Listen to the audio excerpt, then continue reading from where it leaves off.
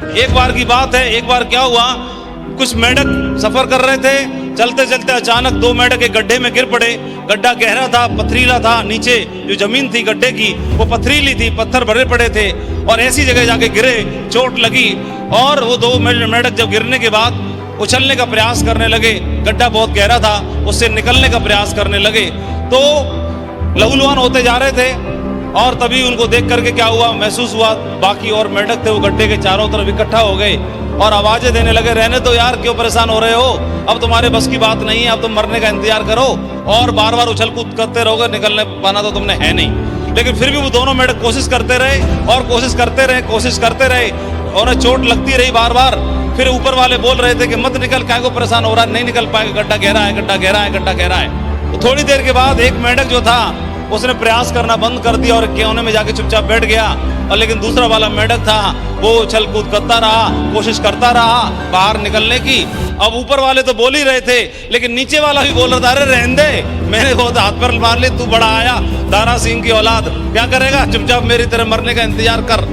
लेकिन उसने नहीं सुनी और पता ही नहीं चला, वो लगा रहा और सचमुच में बाहर आ गया। तो समझ में नहीं आया कि ये आइटम कौन सा अजूबा आइटम है, बाहर आ कैसे गया, इतनी लंबी छलांग लगा कैसे ली, समझ में नहीं आया। उससे पूछने लगे सारे मेंढक, बता भाई, तो कोई जवाब नहीं दे रहा, कुछ सुनाई नहीं दे रहा, उसे कुछ पता नहीं, समझ में नहीं आ रहा। तो बहुत कोशिश की जानने की, समझने की, पूछने की, उसने कुछ भी नहीं बोला। और जब अंत में जाकर के जब पता चला, वो मेंढक जो बाहर निकल के आया वो मेंढक बहरा था। उसने सुनी नहीं ऊपर वाले क्या बोल रहे हैं और उसने सुनी नहीं नीचे वाले क्या बोल रहे हैं।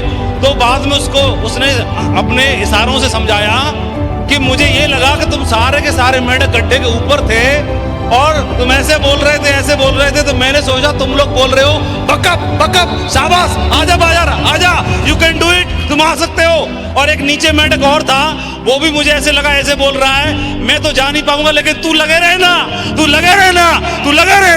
और वो लगे रहने के चक्कर में मैं बाहर आ गया भाई।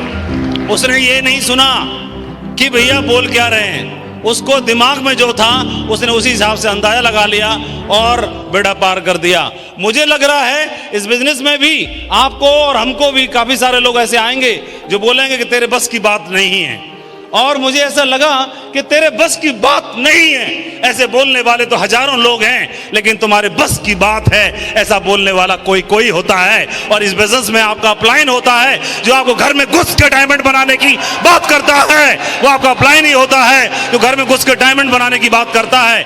ढेर सारे लोग होंगे जो औकात बताते हैं, ढेर सारे लोग हैसियत में रहने की बात करते हैं, ढेर सारे लोग बोलते हैं कि ऊपर मत उड़ो, जितनी चादर उतने पैर फैलाओ।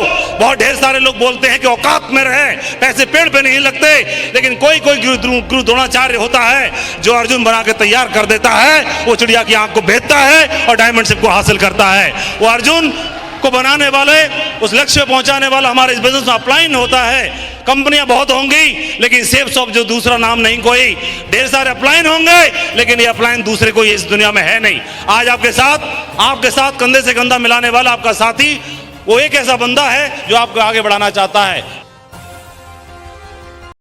Subscribe to our channel by clicking the subscribe button. Click the bell button and enjoy the latest uploads from our channel.